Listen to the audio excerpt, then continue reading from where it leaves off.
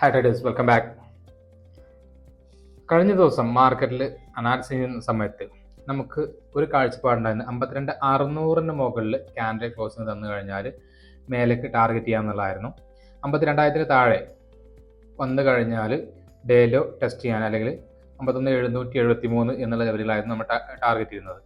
ഇനി അതിലും താഴെ വരികയാണെങ്കിൽ എന്ത് ചെയ്യാം, 52,000 താഴെ വരികയാണെങ്കിൽ പിന്നെ ആ ഒരു ഗ്യാപ്പ് ഫില്ല് ചെയ്യാൻ വേണ്ടിയിട്ട് വരാമെന്നുള്ളതായിരുന്നു നമ്മളൊരു ട്രേഡിംഗ് പ്ലാൻ ആയിട്ട് ഫിക്സ് ചെയ്തിട്ടുണ്ടായിരുന്നു. പക്ഷേ ഇന്ന് മാർക്കറ്റ് ഓപ്പൺ ചെയ്തതിനു ശേഷം ഫസ്റ്റത്തെ 2-3 ക്യാൻഡിൽ ഉണ്ടായ മൂവ്മെന്റ് ഒഴികെ പിന്നീട് മാർക്കറ്റ് സത്യത്തിൽ മൂവ്മെന്റ് ഉണ്ടായിരുന്നില്ല.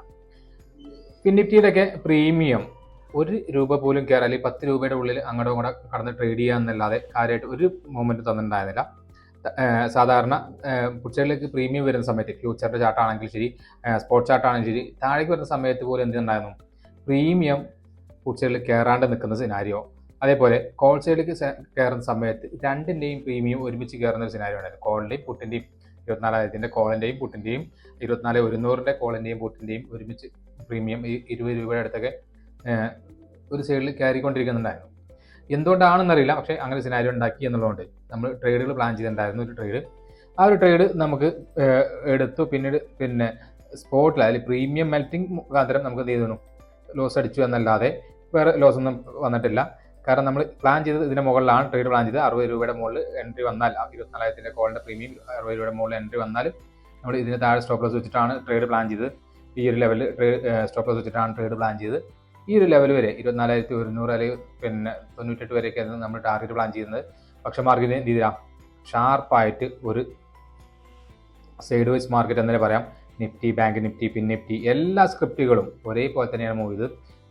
കമ്പാരിറ്റീവ്ലി പിന്നെയും ചെറിയ മൂവ്മെൻറ്റിന് ഉണ്ടാക്കിയത് നിഫ്റ്റിയിൽ മാത്രമാണ്.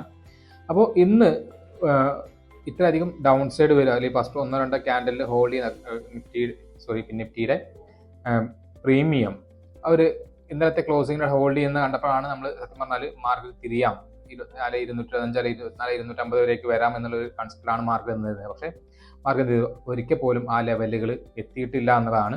പതുക്കെ 1-2 ക്യാൻഡിൽ സെൽ ഓഫ് വന്നു, അതിനുശേഷം മാർക്കറ്റ് കൂൾ ഓഫ് ആയി നിന്നു എന്നുള്ളതാണ്.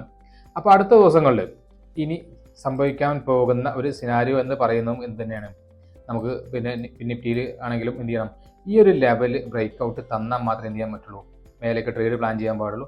അതല്ലെങ്കിൽ 1-2 ദിവസം കൂടെ എന്ത് ചെയ്യാം, കൺസോൾട്ടേറ്റ് ചെയ്ത് മാർക്കറ്റിൽ നിൽക്കാം എന്നുള്ളതാണ്.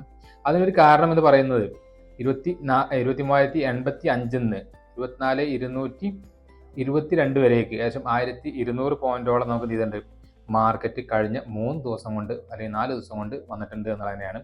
അപ്പോൾ 1,200 പോയിന്റ് കഴിഞ്ഞ ശേഷം പെർസെൻറ്റേജ് വൈസ് നോക്കുന്ന സമയത്ത് അത്യാവശ്യം നല്ല ഒരു മൂവ്മെന്റ് ആണ്. 4-5% മൂവ്മെന്റ് തന്നിട്ടുണ്ട്. ഒരു വീക്കിലേക്ക് ആവശ്യമായ മൂവ്മെന്റ് തന്നിട്ടുണ്ട് എന്നുള്ളതാണ് എൻ്റെ വിശ്വാസം. അങ്ങനെയാണെങ്കിൽ ഈ ഒരു വീക്ക് എന്തായിരിക്കും, അടുത്ത ഒരാഴ്ച മൂവ്മെന്റ് കുറവാകാനുള്ള സാധ്യത മാർക്കറ്റിൽ കാണിക്കുന്നുണ്ട്. അപ്പോൾ എന്തായാലും നിഫ്റ്റിയുടെ എക്സ്പയറി കഴിഞ്ഞു എന്നുള്ളതുകൊണ്ട് നാളെ നിഫ്റ്റി ബാങ്കിൻ്റെ എക്സ്പയറി ആണ് എന്നുള്ളതുകൊണ്ടും നമുക്ക് അതും കൂടെ എന്ത് ചെയ്യാം നോക്കാം. നിഫ്റ്റി ബാങ്കും സെയിം സിനാരിയോണ് ക്രിയേറ്റ് ചെയ്ത് കറക്റ്റായിട്ട് സപ്പോർട്ട് സോണിലെത്തി, അവിടെ സെൽ ഓഫ് വന്നു, പിന്നെ ക്ലോസിങ്ങിൻ്റെ അവിടെ വന്നിട്ട് എന്ത് ചെയ്തു, ഹോൾഡ് ചെയ്തു എന്നുള്ളതല്ലാതെ വേറൊരു മൂവ്മെന്റ് തന്നില്ല. ഇനി നാളേക്ക് നമ്മൾ ട്രേഡ് പ്ലാൻ ചെയ്യുകയാണെങ്കിൽ ഈ ഒരു ഏരിയ 51,773 മുതൽ എന്ത് ചെയ്യാം, ഇത്രയും ഭാഗം നമ്മൾ ട്രേഡ് ചെയ്യാതെ ഒഴിവാക്കുക എന്നുള്ളത് മാത്രമാണ് നമുക്ക് ചെയ്യാൻ പറ്റുക. ഈ ഒരു ഏരിയയിൽ നമ്മൾ ട്രേഡൊന്നും പ്ലാൻ ചെയ്യുന്നില്ല. മാർക്കറ്റിൽ ഫ്ലാറ്റ് ഓപ്പൺ ചെയ്തോട്ടെ, ഗ്യാപ്പ് അപ്പ് ഓപ്പൺ ചെയ്തോട്ടെ, എപ്പോഴാണോ ഇതിന് മുകളിൽ ഒരു 5 മിനിറ്റെങ്കിലും ക്യാൻഡിൽ ക്ലോസിങ് തരുന്നോ അതിനുശേഷം മാത്രമേ എന്ത് ചെയ്യുന്നുള്ളൂ, നമ്മൾ ട്രേഡുകൾ പ്ലാൻ ചെയ്യുന്നുള്ളൂ. അതുവരെയൊക്കെ നമ്മൾ ട്രേഡുകൾ പ്ലാൻ ചെയ്യുന്നില്ല. അതല്ല എന്നുണ്ടെങ്കിൽ ഈ ഒരു ലെവലിൽ എന്ത് ചെയ്യണം, ഡൗൺ സൈഡ് ഒരു ക്യാൻഡിൽ ക്ലോസിങ് തരണം. അതിനുശേഷം ഈ ഒരു ലെവൽ വരെയൊക്കെ എന്ത് ചെയ്യാം, നമുക്ക് ട്രേഡുകൾ പ്ലാൻ ചെയ്യാം. ഇത് രണ്ടുമാണ് നാളേക്ക് നമ്മൾ ട്രേഡ് പ്ലാൻ ചെയ്യുന്നത്. അപ്പം ഈ ഒരു ഏരിയയിൽ നമുക്ക് ട്രേഡുകളൊന്നും നമ്മൾ പ്ലാൻ ചെയ്യുന്നില്ല. അവിടെ നമ്മൾ നോ ട്രേഡിംഗ് സോൺ ആയിട്ട് മാർക്ക് ചെയ്യുന്നു, നമ്മൾ വെയിറ്റ് ചെയ്യുന്നു എന്നുള്ളത് മാത്രമാണ്. നിഫ്റ്റിയുടെ കേസിലാണെങ്കിൽ നിഫ്റ്റി കമ്പാരിറ്റീവ്ലി എന്ത് ചെയ്തിട്ടുണ്ട്,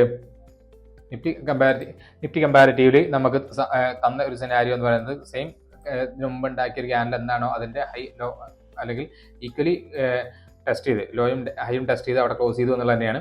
അപ്പോൾ 24,343 മുകളിൽ വരികയാണെങ്കിൽ മാത്രം എന്ത് ചെയ്യാം, നമുക്ക് 500 വരെയൊക്കെ ടാർഗറ്റ് പ്ലാൻ ചെയ്യാം. ഇനി ഇൻകേസ് താഴെ വരികയാണെങ്കിൽ 24,125 താഴെയാണെങ്കിൽ ഒരു ഗ്യാപ്പ് ഫില്ല് ചെയ്യാൻ വരുമെന്നുള്ള പ്രതീക്ഷയിൽ ഈ ഒരു ട്രേഡ് ചെയ്യാമെന്നുള്ളതല്ലാതെ വേറെ ട്രേഡുകളൊന്നും നമ്മൾ കാണുന്നില്ല.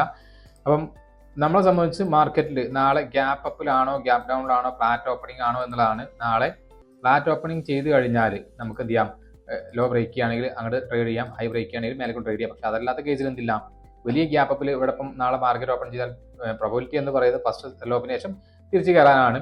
അങ്ങനെയാണെങ്കിൽ ഫസ്റ്റ് സെൽ ഓപ്പ് ആണ് കിട്ടുന്നുണ്ടെങ്കിൽ എന്ത് ചെയ്യാം, നമുക്ക് ഡൗൺ സൈഡ് ട്രേഡ് പ്ലാൻ ചെയ്യാം ഈ ഒരു ഹൈ വരേക്ക്.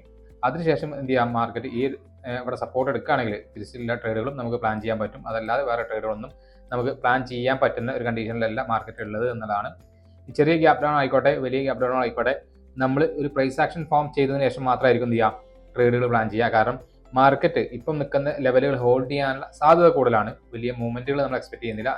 എന്നിരുന്നാൽ പോലും ഈ ഒരു ലെവൽ ഹോൾഡ് ചെയ്യാനുള്ള സാധ്യത ഉണ്ടായതുകൊണ്ട് ഗ്യാപ് ഡൗണിലാണെങ്കിൽ ഒരു പുൾ ബാക്ക് ആണ് നമ്മൾ എക്സ്പെക്ട് ചെയ്യുന്നത്. ഇപ്പം ഇവിടെ എവിടെയെങ്കിലും ഓപ്പൺ ചെയ്യുകയാണെങ്കിൽ മാർക്കറ്റ് എന്ത് ചെയ്യാം, 24,000 എന്നുള്ള ഒരു സൈക്കോളജിക്കൽ ലെവൽ വരെ മൂവ് ചെയ്യാം. അതല്ലെങ്കിൽ ഒരു ഇവിടുന്ന് ഒരു പാൾ തരാണെങ്കിൽ അതേപോലെ എന്ത് ചെയ്യാം, 24,000 എന്നുള്ള സൈക്കോളജിക്കൽ ലെവൽ വരെ വന്ന് സപ്പോർട്ട് എടുക്കാമെന്നുള്ള തന്നെയാണ് നമ്മൾ പ്ലാൻ ചെയ്യുന്നത്. അപ്പോൾ ഒരു ഗ്യാപ്പ് ഫ്രീ ഉണ്ട് എന്ന് കരുതിയുകൊണ്ട് അതുവരേക്ക് വരാൻ സാധ്യത കുറവാണ് എന്നുള്ളതാണ് നിലവിൽ നമ്മുടെ വ്യൂ.